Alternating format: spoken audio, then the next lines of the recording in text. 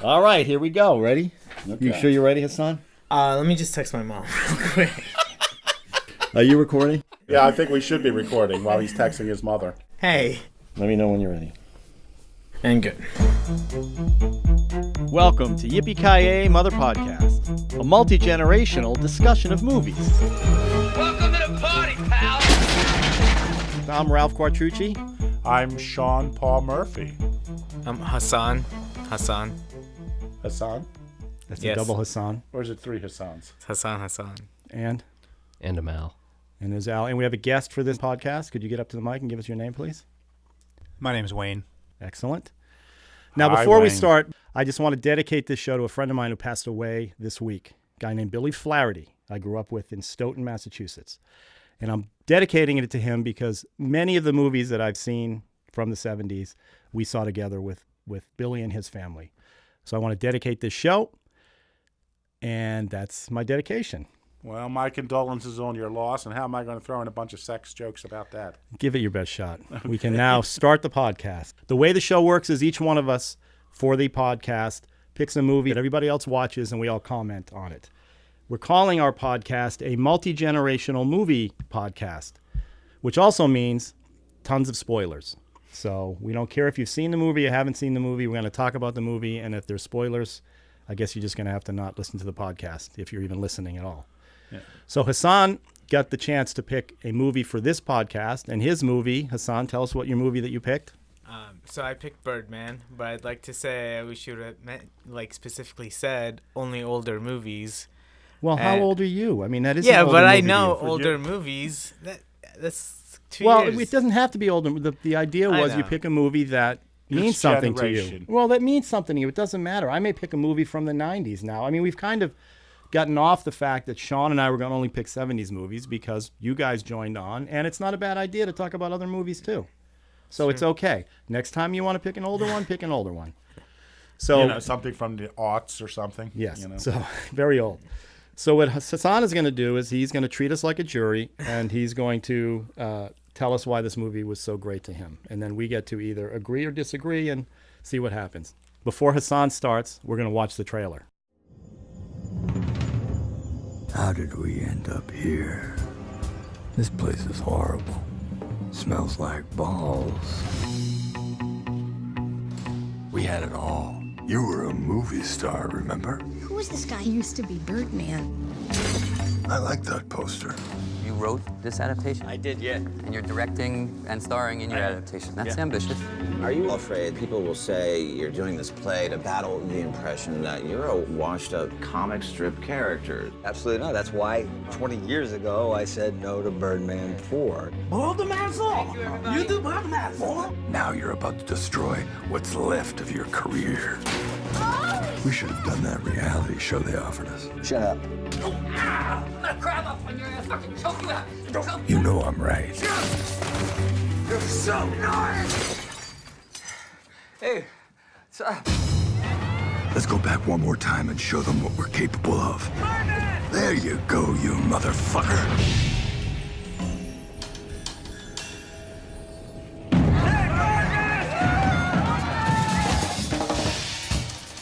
God, I love this movie. Okay, hang on. Hold that thought. Okay. It's just like. First of all, So it was released in 2014. Who directed it? What's his name? Alejandro Inarritu. And what else has I he believe it's directed? Inarritu. Didn't he direct The Revenant? The Revenant. Yeah. But not He Gravity. directed That's that the other guy? bullshit. It's Alessandro. Oh, okay. That's why I get confused. So you love this movie. Yeah. Why? It's just. For like a movie to like be making fun of how much people always want stuff to be real, and at the same time also try to be so real. It's just like, I think that is on like a deeper level. Well, also the conceit of the movie is that it's supposedly all in one take. Yeah. Right. Yeah, and that's also the beautiful shot. So that's cinematography. another pro for this movie, is it looks like it's all one shot. Yeah. I mean, it's shot well, right? Yeah. Same guy, I think, shot The Revenant, so he knows what he's doing. Except he was That more would make comfortable sense. here. He wasn't out in the cold all the time. I guess they were cold. I don't get what you mean by real or not real? Well, his thing in the movie is he sold out. He did Birdman, and like when he sold out and did Batman, and then he's this play that he's putting on is him trying to be like recognized as an artist again and being Regaining more his real. legitimacy. Yeah, and the entire time you have Edward Norton always going like, "Oh, everything's fake, fake, fake. You just need to be real, and the real sexy and the real drinking and the real everything." And it's just making fun of like how Everybody's full of crap. everybody's like full of crap. And So how does it make and it then a good, he I'm trying to. I'm going to say I'm anti-Birdman because it's just I just didn't get it. I mean, I got it. I got exactly what you're saying. He's trying to get legitimacy. They're using, but from a the idea that it's one take, what drove me crazy. I guess I'm getting into it too quick. You have anything, Sean, you want to say? I want to continue what his drove me defense crazy before was I this go idea into that it. it's one take. So that means every single scene in this movie had an arc, and it had an arc. So it had a beginning, a middle, and an end. Everybody gets heated. They do the thing, except for the scenes with Ed Norton and the daughter, Emma Stone. Ed Norton, to me, came off as the most believable character in the whole. I love because that's his thing. I know. I thought it was great. He's Except real. he's full of crap too, and he gets upset because the character gets recognized and he doesn't get recognized, and he's in New York City, and the Birdman guy is getting recognized. It just went on, and it was unrelenting as far as scenes. Like every scene had some drama attached to it, and they go right to another scene. That's With it's more like drama. it's not a slow burn. It's just every scene. That's has what's so good about it is it just keeps on going and going. So it kept you interested. Yeah. All right. Sean, Like I want certain Al to movie- start next. Al, Well, Is that your name? yes, my name is Al. Okay. can we call you Al? Yes. Okay. I enjoyed the film. I enjoyed the flowing of the film because if you compare it to like modern blockbusters like Transformers, where they're cutting every 5 seconds, this was a nice like long drifting kind of thing. Hey, I'll say it's better than Transformers. Well, it There you is go. better than Transformers. Can we quote you on that?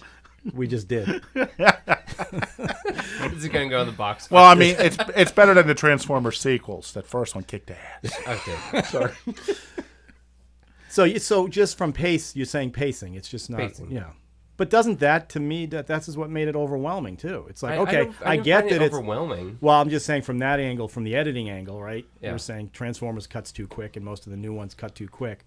I get this one didn't cut too quick, but like I said, for me, I think for me, that's what made it different. That's what made it good because like maybe that was different back in the day, but like most of the movies, for now, yeah, sure. most of the movies that I've seen, there hasn't really been anything like that, that I can't think of anyway. And you were buying in from the beginning that he, because this whole thing about him making things float or whatever he was doing, right? That was either, and this is spoilers, but we said spoilers don't matter. Yeah.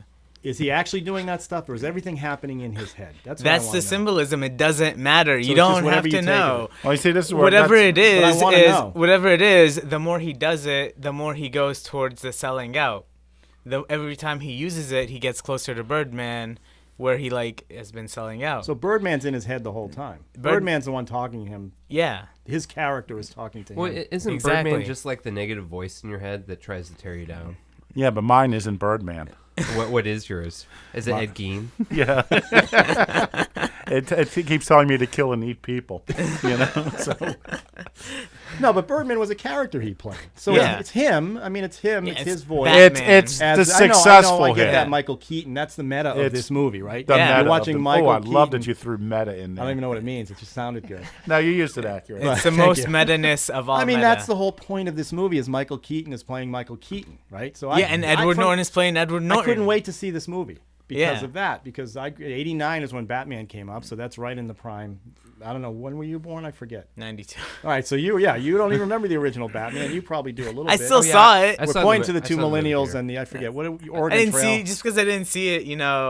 in theaters when it came out. Doesn't mean I didn't see it. Okay, so you I saw it understood on the Michael Keaton. waterfront. I didn't. And Michael Keaton had the same ups and downs that this character had. Michael Keaton was very popular when Batman came out, and then he couldn't get hired for anything else. He did, but the movies weren't. Well, from apparently the thing is he was getting $25 million for a Batman movie, and then he wanted $25 million for every other role. And people were like, they're paying $25 million for the costume. They're not paying it for him.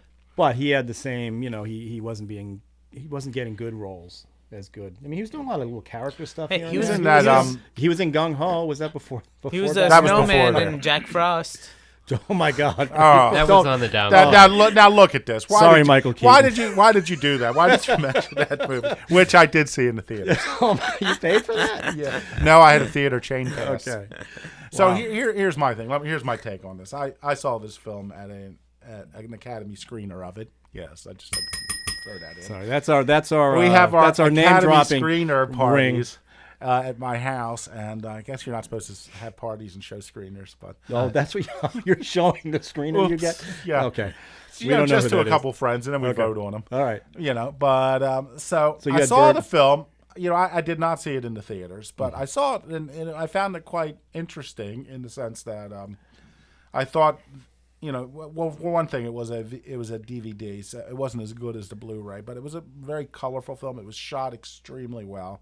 I loved the editing of it. I loved the shooting of it, and but I just disliked it the further it went on. Because I had no idea whether it was a comedy or a drama. I don't know what it really had to say. Why does that matter? Why do you have to define it? Because if you take it as a drama, it's stupid. If you take it as a comedy, it has no value. It's a dark comedy. It's not that funny. It's not funny. Right. Yeah. Well, it is. It's sort of like Edward Norton. The first time he's walking along, and you hear the soundtrack, and you see the drummer. Yeah. God, and you see him in there. I mean, I loved that. I thought that was great. But the second time when he's walking through and you see the drummer, it's a really dramatic scene, and it ruins the dramatic scene. It takes you out of it. That's what I mean. It takes you out of it. So that's what I mean. The tone of the film ruined it for me, and it all came down to the last shot of the film. It only takes you out of it if while you're watching it. Unless while you're watching it, you're thinking, "Oh, I wonder if that drumming is real or not this time too." Did Wayne? Did you see this movie? I did see the movie. I don't really have an opinion of it. Oh. I like the Batman metaphor. It's about as deep as I go. Oh, well, I'm glad you sat in with us. Yeah. That was good. That was insightful. Well, thank you. We'll bring you again. I think we can just end this podcast now. I want to borrow a horror movie from your library. You got it. We'll run you through. Don't borrow it. Do you have my rental card that I give out? Take a laser disc or a RCA video disc. You're the only other person in this Selectavision. Region with a laser disc. Maybe that would be great. All right, but but here's the thing. There's always a reason you watch a movie. What was the reason for watching this movie? Me? Yeah. Well, anybody. I'll tell you. Mine was the Michael Keaton angle. Yeah. And the fact that he's playing him, the Batman. Obviously, the Batman shtick.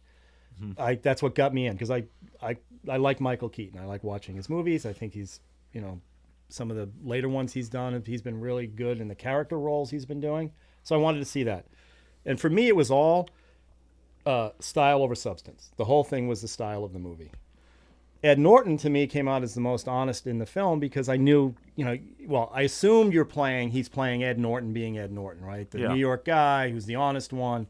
I liked him. He was great. Again, but he's over the top with all the stuff he's doing in that movie. But this whole thing, it's a play within a play. They're all acting theatrically while they're That's what drives me acting you in just a play. hit the thank you. You just reminded it's sort of me. like it's what's the value of it? You just hit the nail on the head for me. I mean, that's amazing. It was over the top.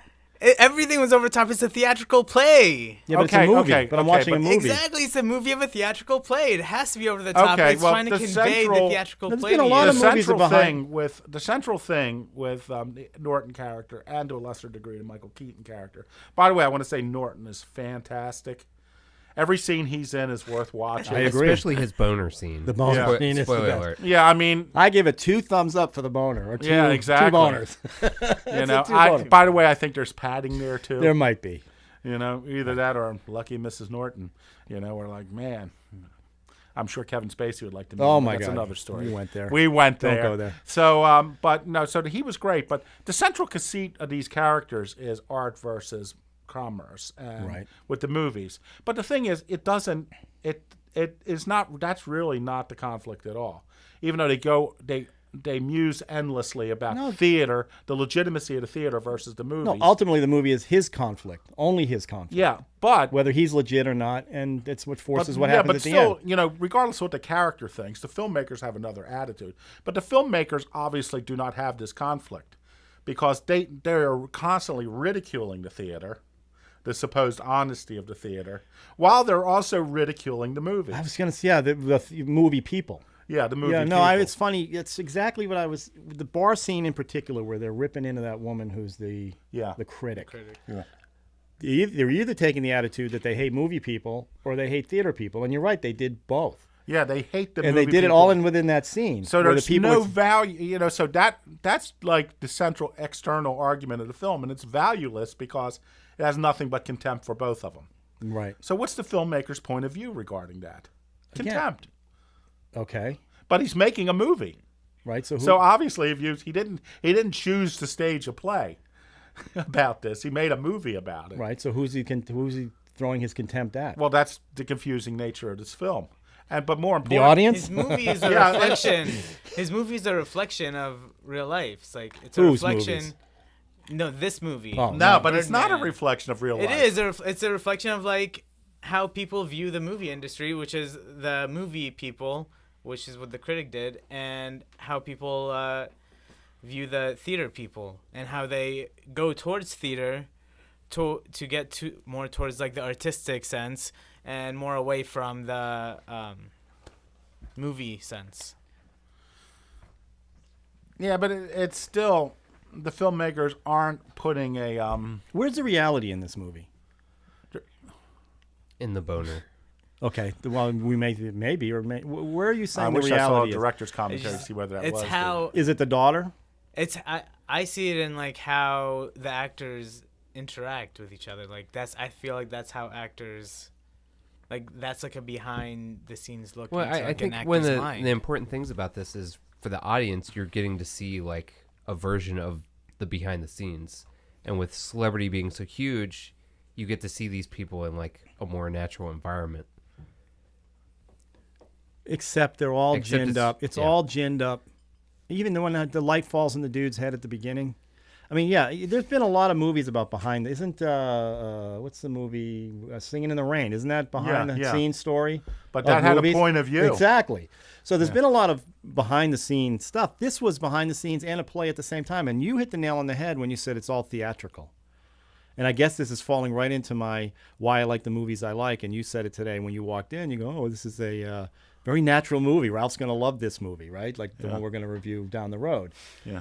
So, yeah, that drove me crazy, the theatricality in every single scene.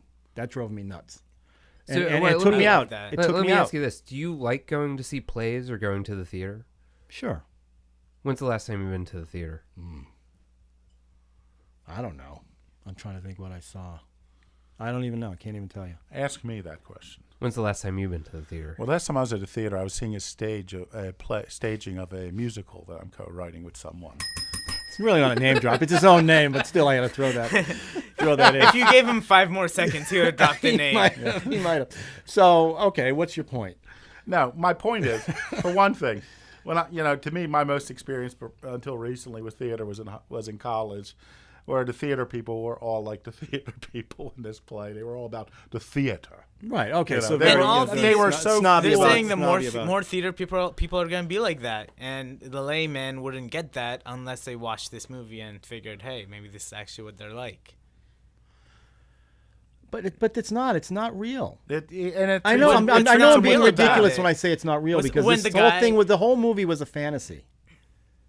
The whole movie. Birds flying around, and he twists things, and stuff's falling off, and he's walking in New York City, and there's bombs going off. This was all a fantasy going on in his head. What's wrong with that? You don't walk around the town having these images in your head before, thinking stuff like that. I used to sit in my church when I was a kid, after seeing the Poseidon adventure, hoping the church would flip upside down and figure out what I would do. Now that could be a movie. There you go. Me in church? But here, yeah. and watch. And you never thought of what it would be like to be sitting on a subway car when gang of dudes came in. And You know, funny you mentioned that because I told you I play the music in my head. Of course I do that. Yeah. But I wouldn't pay for someone to. But And that's even different more than that, this. even more than that, there's like a bunch of little things in it, like when the guy before the light falls on his head, it gives trying to his give him a rendition. range. Yeah, and he gives him a range. He's like, "Oh, I'm just trying to give you a range." So Well, that's kinda also like That's my Michael way of saying I'm Keaton- not that's exactly what intentionally bad. actors Didn't do. Michael all Keaton, the or what's his time. character's name in this? Regan. Reagan or Regan? Regan. Is it Regan or Reagan? Regan? Regan, R-I-G-G-A-N. Didn't he say He's right like- before he walked out there, I wish somebody would kill this guy or something? Didn't he say something right before that when that light Yeah, he fell made down? it happen. He made it happen. So, He made it happen. He made everything it happen. He doesn't matter floated. whether it's in his head or not. It's like, I heard like something like that. The more he does that, the more of like his powers manifest throughout the movie. The closer he gets to like selling out and like the Birdman himself and like, what was it? Birdman 4? Yeah, and like going into like giving like the people what they want. So like when he went absolutely crazy and like running around the street in his underwear, that was either like a publicity stunt, as some people would have seen it, or him going crazy and like. Well, didn't he get stuck out there? Yeah. He didn't do that on purpose. That was Yeah. an accident. Yeah, but it would still serve as a publicity stunt. It would have, yeah. I mean, it did. Yeah, it did. Yeah, and it's like all these random things happening, and it's like. Well, what I was gonna, so I'm trying to think what I was getting at there because all style and substance, right? So as I was watching the movie, did I enjoy watching the movie? I did. I thought it was well shot. I actually thought the one take idea was pretty good, having him float, all the things he did. When I left, I was like, especially the way they ended it. It's because know- of the ending that you're like. Well, it's, it you did get take hung me. up It's on like like, the what meaning the of hell? it. Well, yeah, second gosh, viewing, he got hung up on the meaning of it. the second meaning viewing, of the ending. I think that sums up the whole film. It shows up the ambiguity of the entire film. Right. Well, see, the thing is, it's not realistic. This is, what do they call it? Unrealistic? No, it's the, there's a school. Surrealism. No, it's magical realism, which is big in Latin America, of novels and movies, where you bring in mythological and or magical things into a realistic Is environment. that like Pan's Labyrinth, that kind of thing? Yeah, Or is that well, more no, horror? it's That's more of like everyday. Who's that? There was that Gabriel, I forget what his name is, who's the writer. So magic and based in like in realistic settings. Yeah, in realistic settings. Suddenly there's just like magical things happen or mythological beasts can show up. And that's sort of what happens here. Pan's Labyrinth was probably an example of that. And it was by the same kind of group of people. But, we're at the end of this movie. And he jumped out of the window. Well, for first, it's sort of like, okay, let's look at it. Or did he? Or did he? No, but let's take a step back. You call me the structure guy. So yeah. As I was going through this, taking notes, which I did not bring those specific notes because they were worthless, I was going to break down this act into a 3-act structure. First off, as I said, I was watching this film, and first time I was kind of, the technique carried me through it. Mm-hmm. And I've subsequently watched it 4 times, and every time I see it again, I hate it more because it's ultimately, I find it kind of insulting. But so I was trying to figure out where the first act break was and where the second act break was. Because if you look at it as a comedy, because the breaks are at a key emotional moment. There's emotional moments everywhere. No, but the thing is, which ones are the ones that define the shape and the path of the narrative? Right. And so I thought that my impression was that the end of the first act is when he talks to his wife, and his wife says, it's like you mistake adoration for love. Right. I look at that, but so I went online and I wasn't satisfied. And the second act, the end of the second act was the daughter giving him a lecture, about what this means. It doesn't mean anything. You mean nothing. Yeah. Nobody means anything. Yeah, the big scene in that little room. Oh yeah, and he like smokes all a joint. this theater. And this is the way I felt last time I was up at Broadway too. We were watching Rent, and Rent is like a revolutionary film. What's that? Everyone has AIDS. Yeah, everyone has AIDS. We're all sticking it to the man. You know what I mean? And I'm sitting there thinking, yeah, a great revolutionary piece on theater where everyone's paying hundreds of dollars a ticket. Right. And it. to me, theater, particularly Broadway, is the least revolutionary. It's the most stilted. And I'm not saying this is necessarily a negative thing because certain things are well suited for it. I've certainly seen lots of plays I enjoyed, but it's sort of like when you try to be edgy, it just doesn't work for me. It's like it could hardly be more. I thought Rent was tremendously pretentious, and I thought this film was tremendously pretentious. But had he jumped off, and they looked out the window and he was not flying, the film would have had resonance to me if he really died. He really died, by the way. No, he didn't. Okay. Here's my take on my second viewing watching this. Okay. He looks like Mickey Rourke at the end. Yeah. Well, with the nose? Yeah. Here's my take on the end. And actually, it made the movie better for me in some ways. Okay. At the end, when he gets up on stage and he takes the gun out and shoots, we don't see what happens. Yeah. We only think he shot his nose off because that's what they show us. Yeah. It was way more chunky than just a nose flying off. Well, my theory is this. He died on stage. And what you're seeing is either in heaven or purgatory, whatever it is, and he's getting all the rave reviews. His wife is sitting in the room. The daughter comes in, and she's saying, look, you're trending on Twitter. Everything happy happened for him. Yeah. So that last chunk with her in the hospital room and her looking out the window, he's already dead and gone. That's just his dream of what would have happened. But he died on stage. But here's the thing: if that's his dream, why does he jump out the window at the end? He was flying. Flying where? Flying. He was just flying. Really matter. It doesn't matter. This whole movie was about him wanting to fly again or something. He jumps if they had established something like that to show that at the beginning. Showed what? What would they have to show? Usually, if you're going to end with the character dead and having vision, his life after his death, usually you start. Well, what did you think? Okay, forget. What I think is that I said that it's magical realism. What I think it's just magical realism that he just flew away at the end.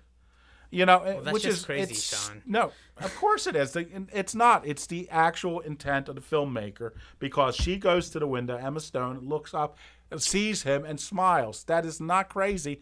That it's crazy, but that is the intent of the filmmaker. Well, we got to remember too. You remember when he shoots his head, and I only know this because I read it afterwards. Whatever he did on stage, whether he shot himself in the head or the nose, the shots they go to right after that is a shot of the jellyfish, which is the story he talks about how he tried to kill himself the first time, and a couple other shots that were his life flashing away. Yeah, he dies. If you say that, and there's some scenes where there's some rocket stuff flying through the air. There's some scenes of looks like a rocket. Those ship. are Birdman. Birdman, and she, that's what. If you're going with your theory, which is she's looking out the window and he's actually flying away. They have referenced that at the beginning of the movie with some of those shots of the rocket flying. Which is I think I'm taking the other approach. I like that ending. Which one? The one you said. But that's his interpretation. It is not the actual document. The actual. You don't know the actual. No, I watched it. What do you mean the actual document? What you saw. You don't know what the actual. So film can't have metaphors. It can have metaphors, but the reality is that she looks up and she sees him. You could say he's dead, but he's still flying. He's not flying, Sean. Why isn't he? What makes you think he's not flying? If you go, that's not real. People don't fly around in real life. Well, he's talking to the Birdman. He's flying. He was flying. He was floating things. I don't get where does your realism begin or end? You can't suddenly say at the end of the film that that's not real when his mind is throwing items around the room. He dropped a light on the guy. See, to me, the whole movie flies up to a rooftop. I think it's pretty obvious that it's all in his head. I think it's. If it's all in his head, why is she looking up at the end? Why does that matter?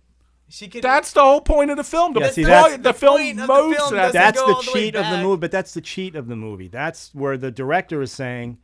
The director is telling you what to think at that last moment. Exactly. He wants you to think. That's him going or is he? Right. Exactly. That's exactly what they're doing. Yeah, so the intent. That's if you believe that he's not dead. I already believe he's dead now. So that you were the first person I ever heard to say that. Come on, I looked that up too. Other people said this. I know on that Kennedy assassination website. Yeah, well, that all came through that. No, I watching it the second time. I'm like, wait a minute, he killed himself on stage, and this thing is just what he would have wanted to happen.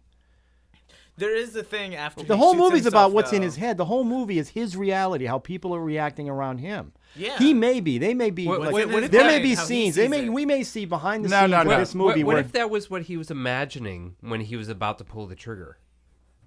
Then where's any reality in the movie? Then the whole thing was.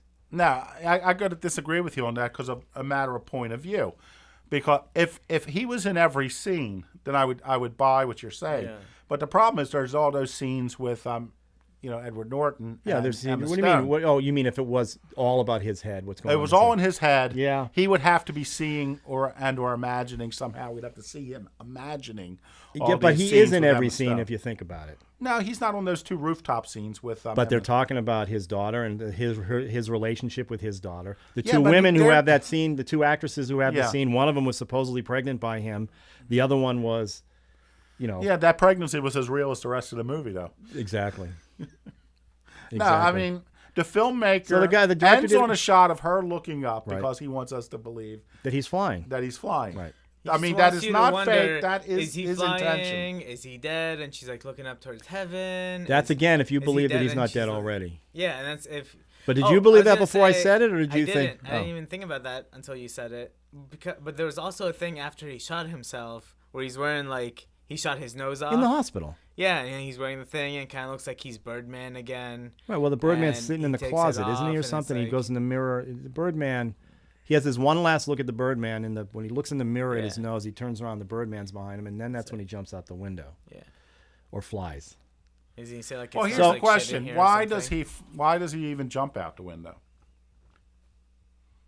He flew out the window. If you're taking the approach that no, I mean, why? I have no idea. See, this is what I mean. I have no idea. Why did he fly in the first part of the movie? He was dead. That's why he was already dead. Because he was struggling with identity as a result of a lack of validation. And that caused him to fly? No, I'm saying it doesn't make any sense for him to jump out of the window because he finally gets all the validation that he wanted. Correct. That's why I'm saying the movie sucks. And he can't tell if the validation is true or not. I couldn't have said it better. Well, he knows it's true the because movie... he's got the reviews, he's got the things. Everybody wants a piece of him. He knows it's true. He finally got exactly he always said what the play wanted him to do. And the play did exactly what it was supposed to do to him. And yet he jumps out the window. Why? Because his daughter said that all success is failure, that none of it matters. Since when does he even... I forgot about that part. Yeah, but why does he even care? He doesn't care about his daughter at all. I mean, really, if you think about it. Well, that's why she was in drug rehab and all that. He was a terrible father. Yeah, he's a terrible father. And suddenly, a terrible husband. And suddenly he cares what she says about success. Right. No, he was dead after the play. I accept that he was dead, but that's if they could have made it clearer. I think her looking up at the end. There are two scenes that ruin this illusion, this whole realism thing. One is her looking up because that's not his point of view. Secondly, it's when he comes to the theater for the last day for the performance. You see him land on the ground, he comes in, then you see the cab driver running to get paid. Right. So he didn't really fly there. Right. So in other words, it took the reality, and then it took it away. It added the magical realism. Yeah, he's right. That scene at the end after he has his binge that he goes and he ends up sleeping on the garbage, right? And he wakes up and he flies to the theater is what you're saying. Yeah, he goes to the rooftop and he flies. There's a cab driver there. The cab driver comes in looking for his money. Yeah, so he did not fly. He took a cab. Yeah, because it's in his head. Right, that's what I've been saying. Then he's not flying at the end. Right. He's not. He's dead. Then why is she looking up? That's the part where the director is throwing his ambiguity. I'm telling you, that's his last thought when he's standing on stage, when he's about to pull the trigger. That's what he's imagining the outcome will be. Him jumping out of the window. Him getting all the accolades and the review that he wants, and him. So he's dead or alive in that hospital room. Like he's thinking that gunshot. That's not even real. It's not real. Right. I'm saying, Al's right. Like he's thinking that gunshot is what's gonna do it. Right. He's dead on the stage. That's just an addendum. Right. That's just like this is what he was thinking. Well, no. That's what I'm going. See, I can't buy that either because of everything that happened before it. Because for him, he didn't feel Birdman gave him any validation. He needed the theater to give him validation. I felt like it was fake. Birdman was fake. Not him. Birdman was just the negative voice in his head that tells him that he's shit all the time. No, Birdman was an actual character. Birdman wanted him to be Birdman. But ultimately, but he's using Birdman as his weight. That's his weight. That's the thing that's weighing him down. Is that thing he Yeah. did for the franchise Yeah. is a thing that's not giving him his legitimacy as he goes on. But I think I still think it's his everybody's negative voice they have. It morphed into Birdman or Batman after his career went south. So So here's the thing: he finally, even if he's about to shoot himself, and he imagines this play gives him all the validation he needed, he still ends with him embracing Birdman rather than the theater, which makes no sense whatsoever. Because he went more towards the sellout part. No, but if he's dying with the success, even when he went towards the small theater and the obscure play, the what we talk about when we talk about love play and like. But he paid for all what that. do we right? talk about? He paid for all his legitimacy, right? Yeah. He was paying for all that, and he was running out of money. Yeah. So, and the woman that the critic was going to trash him anyway, right? Yeah, but she gives him a great review in the hospital room. Yeah. After he's dead. So, I want people. Here's the thing. I'll say one thing. Talking about the movie is way better than actually sitting and watching the movie because I like the fact that we're all getting different interpretations out of this, right? It's sort of that's what movies are all about. That's good. But again, it's one of these movies that was, like I said, I'm watching it. Okay, great. And when I walk out, I just don't care. It didn't. That feels like the way I feel about all of Inarritu's films. Well, The Revenant. Did you see The Revenant? Yes. I enjoyed the bear raping. That was an interesting scene. What was it? What's other movies that he's done? Well, here's my problem with Revenant, and you may feel the same way. Oh boy, and you might as well. I haven't seen The Revenant. Okay. And well, if you've worked on as many stupid survival shows as you have, too. Oh, you mean editing wise? Editing wise, in our careers, you would know that there was even just a scene where he's in that river.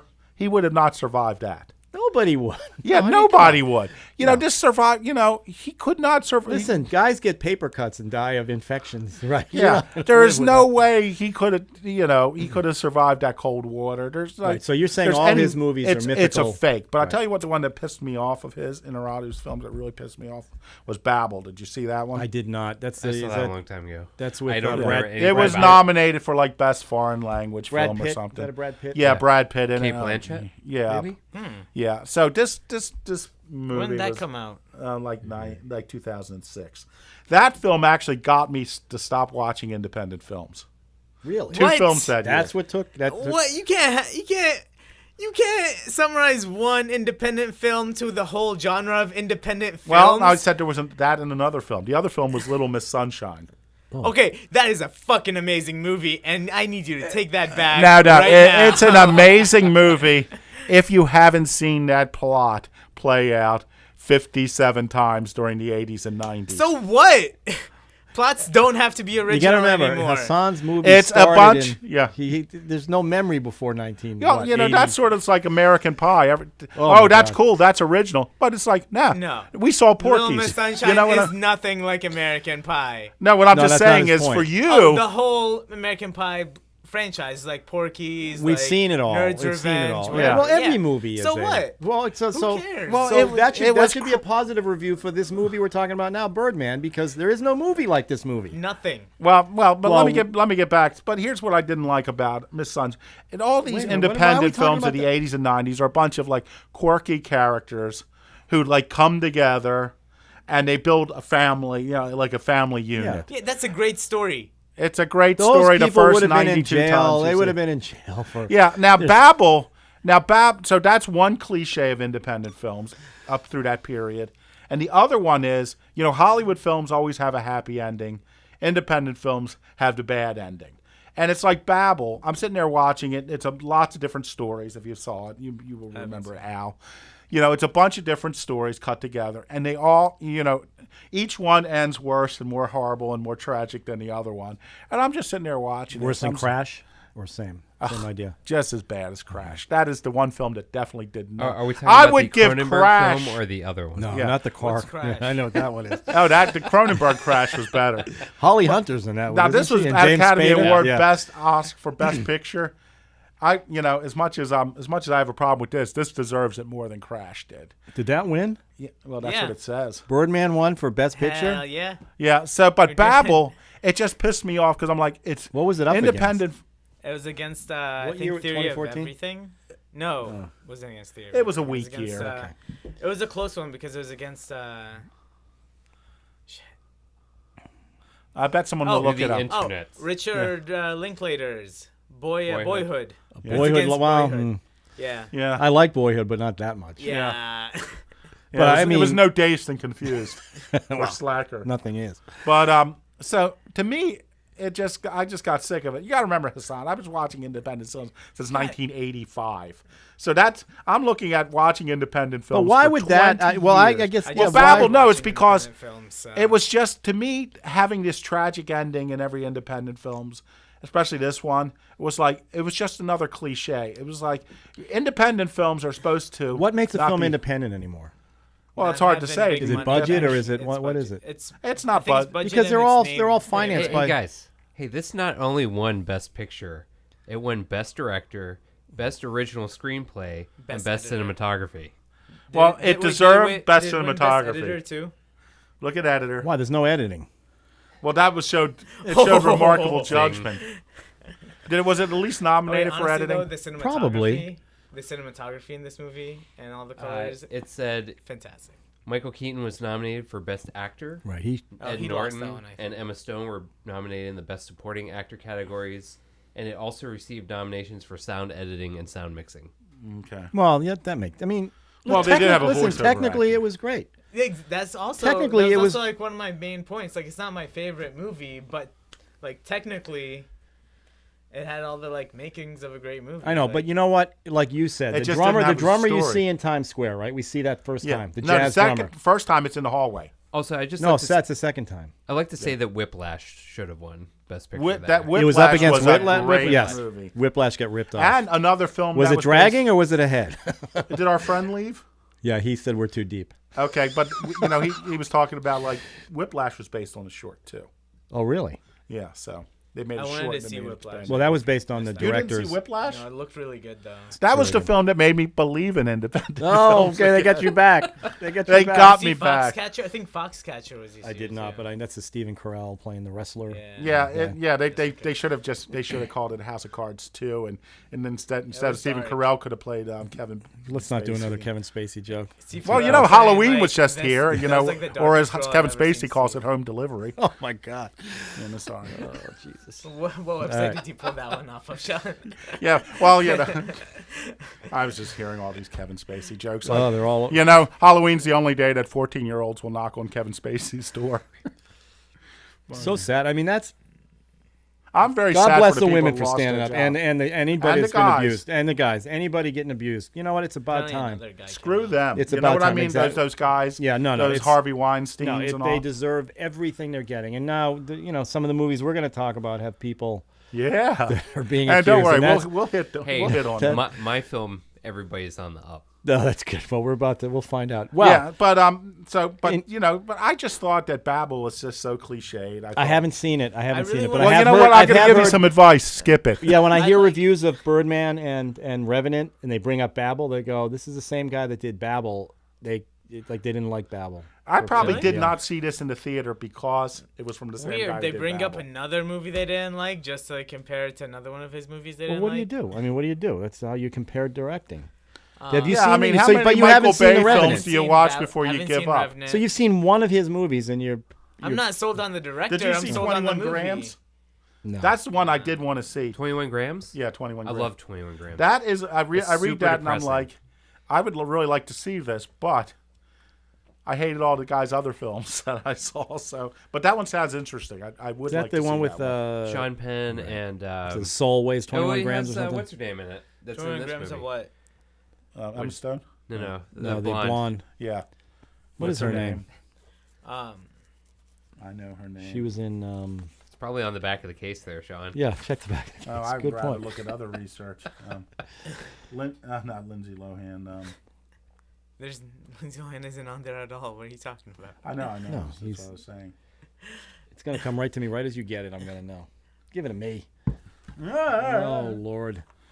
I brought the Blu-ray. New register. They don't have anybody on here. Yeah, no, it's on the front. It's on the front. Naomi Watts. Yeah, Naomi Watts. Yeah. Come on. Sorry guys. that'll be a lot quicker in the podcast. God, this is why this is why Naomi won't sleep with any of us. That answer's going right. to come up. That answer's going to come up within seconds. And Zach, how do you pronounce that last name? Galifianakis. Galifianakis. Okay. He knows that Galifianakis. Yeah. Well, You guys are old buddies from Al got it first. He was good in this movie. I liked him. No, he was good. And Ed Norton, fantastic. Ed Norton was fantastic. Okay. Let me just call out one scene that I thought was fantastic. Well, we should always do that in a film: a good scene and a bad scene. Okay, here's my good scene because all the other ones were bad. This is the one where Ed Norton and him get in a fight in the little kitchenette. Yeah. And Michael Keaton does that thing about how his father abused him in the shed. Yeah. And both their reactions were just fantastic. Yeah. And you go, that guy can act, and you realize it's all bullshit. He did the whole thing for Ed Norton. Yeah. It was great scene between the two of them. And Ed Norton's boner was pretty good too. Well, I really like my favorite scene. When they were fighting and he's just like doing stupid shit, and Ed Norton's whole style with like the distracting and like punching, and it's like his old-timey fight thing also killed me. That was Ed Norton, the way he was good. He was good. What's your scene? Well, mine is the one where we first meet Ed Norton on the stage, where they go through the script together. And at first, like, he knows the lines. And he tells him, no, I read the script. Right. It's like, how could you do that? How did you know that? Do you think Ed Norton? Do you think Ed Norton was actually playing Ed Norton? Yes. Do you think he's really like that? Yes. That is 100%. You think based on what? You just think that's what Ed he would Norton. do that? He would be that meta and do that to himself? That's I him. don't That's know. all him. I know that. How do you know that? I just know that. I feel like I know this guy. Oh, you Like, name I dropping? looked into this guy, so me and Ed went back to They were film nom school together. Now, I Ed Norton's, you know what? It may just be the fact that he's an incredible actor. And he just makes. Well, you have heard stories of him taking over movies. I mean, he's definitely got some. So I'm sure they played on it. You know. Both, I actually hated him before this movie. Really? Because I thought, because of all the stories I heard, but seeing it all in the movie and him still doing it. So you hear those stories made and me it like affects him more. how you. I mean, I guess that's what this whole sexual predation thing is going to do, right? Yeah. As I start watching movies, you go, oh my goodness. Yeah. I mean, it's Woody Allen. You kind of had that problem as you start looking back on movies you love. You go, oh. Wait, it happened to Woody Allen? Wait, what? Lord, are you? Excuse Oh, How wait, old no. are you? Oh, sorry. Oh, and who could be? I got him mixed up with the other one. And what Woody could be worse Harrelson? timing? What? No. Yeah, Woody Harrelson. No, that's Oh not God, true. not Woody Harrelson. No, I mean, look at Woody Allen's next film has Jude Law playing a 50-year-old guy in love with a 15-year-old Look at Louis girl. C.K. Yeah. Okay, now there's all these. I love Louis C.K., but there's all these stories about Louis C.K. doing some of the stuff that has Harvey Weinstein has been accused of, and he has a movie coming out. Yeah. Well, I'm not going to His support daughter. any of these movies. I'm not going to support the Justice. Well, for one thing, I'm not going to support Ben Affleck. But How can you not? I mean, Sounds like you need to start watching more indie films. yeah, you might have to get that. Well, That's where he wait a minute. rose. Exactly. Didn't Weinstein's whole thing was indie film? Anything else you want to? We got to wrap this one up. No. Let's go through scenes. about I'm sorry. Our Yeah, more favorite scenes. scenes and our least favorite. So mine is the scene where they meet. The least favorite's the last scene. Al, do you have any before we go back to our host? My favorite scene is the flying through the city scene, primarily because I dream like that sometimes. So it was kind of realistic and like a dreamy. Well, it was a dream, probably. Yeah. But yeah, okay. That was well done. The whole movie's well done. There's no question it about is that. excellent. The technical side is so good that it glosses over all. Well, I think, like I said, the you mess walk out. of the You walk out. thematic It's like mess. eating junk food. Feels great at the moment, and then when you're done, you go, "Oh, what did I just do?" And Right? to me, it's more like you're eating junk food, and then you throw up and you eat it again. That's what this movie is. Yeah, that's what this I movie. also is. like the very visceral. Yeah. I just want to say I like the long take in Times Square when he's locked out and walking in there in his underwear, and he seems to use that as like energy in order to impact his performance and like the play once he comes back in. And then doesn't he shoot himself right after that? Isn't that the scene where he goes on stage and No, it's that's the next one. Yeah, that was like preview night or something like that, and then the opening night he shoots himself in that. Yeah. And can I name drop one thing? Well, let's go with it. What's the Particularly, name? I sent Michael Keaton's producer a script once, and What's his name? I'm sorry, don't you mean Michael Douglas? No, Michael Keaton. And the guy had this, and usually I send an email, but this guy called me back. I hate talking to people in Hollywood. I'd rather just deal with them by email because you're only going to be evaluated by your writing anyway. So your email writing, or first your email writing, then your script writing, and then this guy gave me that. We talked for 20 minutes about how bad scripts are, and then he says, "I'm very much looking forward to reading your script." Then I never heard back from him. So I guess he thought I was just another one of those bad screenwriters. Well, I mean, that he gave me a 20-minute lecture about. So. When did this happen? Is recently or? No, this was about around 2010. Wow. If I'd had a Birdman in it, maybe I would have done better. I got a letter from. Wrote a Jack Frost I got a sequel. letter from the. Jack Frost 3. Yeah. I got a letter from the woman who was inside E.T. when she walked up the. When she, E.T. walks up into the spaceship, the woman was this little person. I worked with her on a. Is the little person politically correct? I think it's totally fine. Okay. And she ended up sending me a letter telling me how much she appreciated all the work on the spot that I did. Do you have it here? I have it somewhere. Okay. I built a tricycle for her to ride around the studio. Oh, that's my Hollywood claim to fame. I mean, you just dropped Michael Douglas or Michael. Mike was producer. Producer. So, but to me, the hilarity of my story is the fact that he was talking how horrible screenwriters were, and then when he read my script, he must have felt the same way about me because I never heard back. There you go. That is funny. Now I get it. Anything you'd like In other to words, close loser. out with your movie? I think you should talk on the mic there, Hassan. I loved every scene, just because it was so beautifully done, mainly, and the whole one-shot thing. That was like the first time I saw it. And you gotta remember when I saw this, I was just starting my film school classes, and I was just learning how much I hated big cinema and all the fast cuts, and I hated all the babble. blah blah. And then here comes this movie making fun of all that at the same time, also being one of them. And that did. it's it's funny you brought that up. Movie, though, the so idea that it's an indie. It's a movie. It's a movie making comments on theater people and film people in the same movie. Yeah. And both negative comments. Yeah, they're both They negative. didn't like anybody. Yeah. Based on the movie. Have you seen Rope? Hassan, I'm pointing at Hassan. Nobody can see that, but I'm actually pointing at Hassan. Are you pointing at Hassan? Hassan, have you seen Rope? I have not seen Okay, that. which is another one take. Another a true one one take. take. It's a true one take, Yeah. supposedly. It's not. Nothing can be done in one take, but that's one shot, basically. Yeah. That was a little more standard than this one. This one, like you said, was fantasy based, and they would go from. I'm not going to get into it again, but from one scene to another, and every scene had to have a beginning, middle, and an end, and blah blah blah. Yeah. I'm glad I watched it again for this podcast so that I could figure out that he killed himself at the end. That I felt good about that one. And Sean, you can dispute that. But I still. But you convinced Al that he's dead. No, I think he had the same. I think I convinced Hassan. Yeah. Al, what do you think? Was he dead? I'm pretty sure he was dead. I still go with the fact that last scene was what he was imagining. That's the outcome that's what would I be. think so too. So there you go. Why do we change point of view though? Okay, sorry. I don't know. I don't know if we really dived into this as well as we could, but I think we did a pretty good job. Hassan, do you feel like you sold the movie to the jury? Guilty or not guilty? What? I made my case. You did make your case very well, I might Well, add. let's hear. Hopefully, we'll hear from our listeners if someone ever listens to it.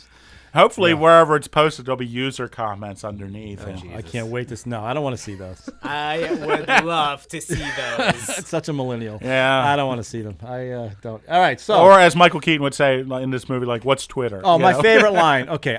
Okay. Can I do a favorite line? The line about the little hammer banging on your nuts. What's he say about that? This play kind of starting to feel like a miniature, deformed version of myself that just keeps following me around and hitting me in the balls with a tiny little hammer.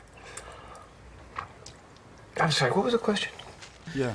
Like a little ball peen hammer banging on your again. Yeah. Or in the trailer at the beginning, this place smells like balls. Yeah.